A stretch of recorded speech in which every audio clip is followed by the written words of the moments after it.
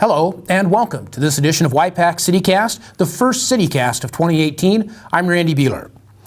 The Yakima City Council is lending its voice to the battle against domestic violence through a series of public service announcements now airing on local television channels as well as across the city's various communications platforms. Since the beginning of last December, the public service announcements featuring current Yakima City Council members have been seen on a variety of local channels.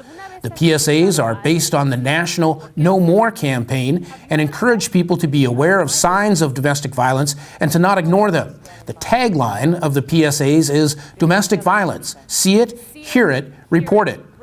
The PSAs are one part of an effort by the City of Yakima to raise awareness of domestic violence. In addition to the locally produced PSAs, over the last year the city has sponsored other domestic violence prevention public service announcements produced by national organizations. One of the locally produced PSAs will air a little later during this edition of CityCast. The 2018 session of the Washington State Legislature is underway in Olympia, and the City of Yakima is focusing on a few specific and critically important issues this year. The city is asking legislators to change language in state law that would allow its annual investments in road and utility improvements on the former Boise Cascade Mill site to be carried over from year to year so that matching funding from the state can be used more effectively. The city will also be lobbying legislators to support $150,000 in funding that is included in Governor Jay Inslee's supplemental budget for a pilot gang prevention project in Yakima.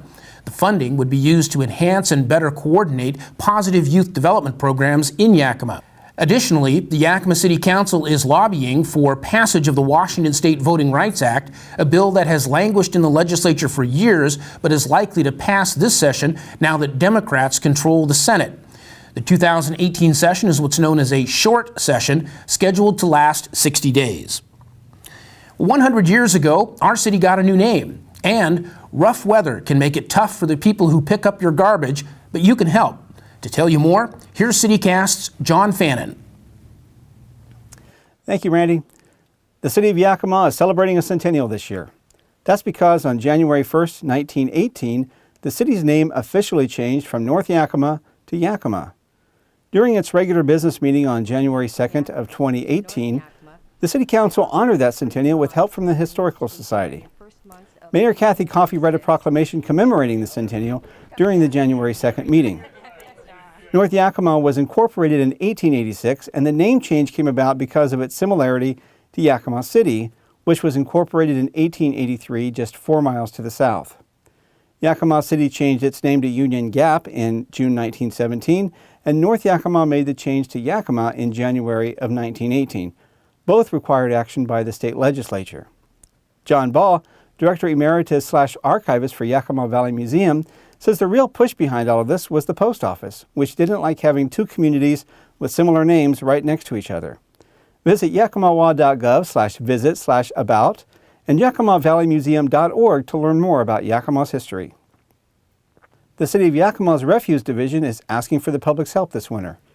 To provide the best service possible during winter weather, the division is asking customers to make sure garbage carts are accessible and clear of all snow and ice at the curbside.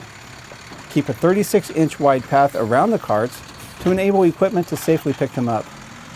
Do not jam garbage into carts, maintain clearance and access around dumpsters, and avoid parking on the street on collection days to ensure access to the garbage carts.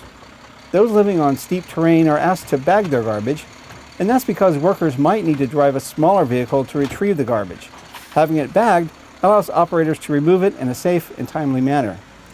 Also be sure and note garbage collection could be suspended if a street is considered unsafe due to snow and icy conditions. If that happens, leave your cart at the curbside for service when weather conditions improve. If you have any questions, please contact the City of Yakima Refuse Division at 575-6005. Information is also available at yakimawa.gov/services/refuse. And Randy, we'll send it back to you. Thank you, John. Yakima is home to a truly special place where creativity thrives. When we return, CityCast Sean Davidow takes you behind the scenes at Yakima Makerspace. You're watching Y-PAC's CityCast.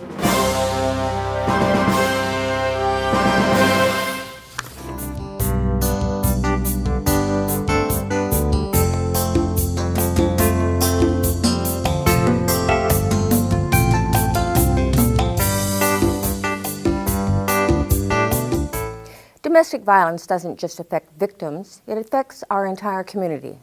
Decir que la violencia doméstica no es mi problema, no hace nada para resolverlo.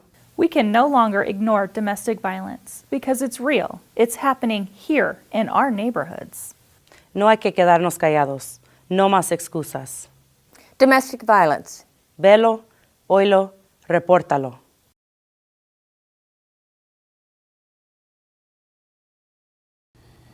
The Maker Movement is alive and well here in Yakima. From its location in downtown Yakima, the Yakima Makerspace fosters innovation and inspiration. To tell you more, here's CityCast's Sean Davidow. Thanks, Randy. If your New Year's resolutions involve being more productive or learning a new skill in 2018, you might want to check out Yakima Makerspace on South 1st Street. What is Makerspace? Makerspace is a collective community of makers. And what does that mean? Well, let me show you. The building houses Yakima Makerspace and is a facility full of resources. From 3D printers to large-scale woodworking equipment, you have access to all of the resources here. And one of the big advantages of the Makerspace community is the access to knowledge of other makers and creators from our area. Members at Makerspace create everything from cribbage boards to kayaks, and classes are offered to learn new skills such as pottery, boat building, and even how to build your own 3D printer. Now, one of the goals of Yakima Makerspace is to bring creative people together to create and, when possible, learn from one another. Someone who may be an expert in one area can help share their skills to a collaborative project, or makers can use the facility for a variety of individual projects. The only limit to what you can create here at Yakima Makerspace is in your own imagination. Now, to find out how to become involved in Yakima Makerspace, visit their website at yakimamakerspace.org, call 509-571-1215, or send an email to info@yakimamakerspace.org. Now, Randy, I know you're pretty handy, so head down and check out all of the options to make life a little more productive in 2018, and we'll send it back to you in the studio. Thank you, Sean, and thank you, too, for joining us for this edition of Y-PAC CityCast.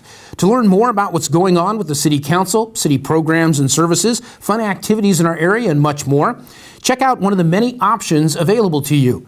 The city's website at yakimawa.gov is the key communication platform for the City of Yakima and is home to a wide variety of information about programs and services. The city also utilizes multiple social media platforms to reach out to the community. You can find the city on Facebook and Twitter, as well as on Instagram. Y-PAC programming and other videos are also available on the city's YouTube channel. Thank you for tuning in for this edition of Y-PAC CityCast. I'm Randy Beeler. Take care.